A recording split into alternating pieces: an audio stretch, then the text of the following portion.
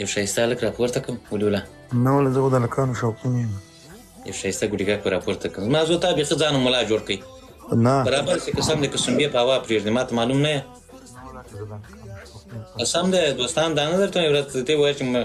د ولي الله مینوال یو مینوال لا اله الا الله محمد رسول الله که مې هلک ته اوسه پورې په بده قسم دی دی به چې بازه به چې ډوبه دیوالونه سوري کوي ما د قرآن وایي که دوستانو که سره ګپ لګوم د دونه ما ډېر هلکان خلاص کړي تاسو به ونه منئ سره خلاص شو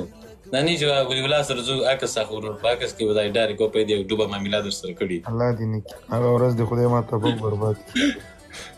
زما یو دفعه چې د چا ته رور ویل که نه دوستانو ته یې یوې ښځې ته مور ویلې ترکۍ ورته یاره څه خطرناکه صحیح خبرې راځي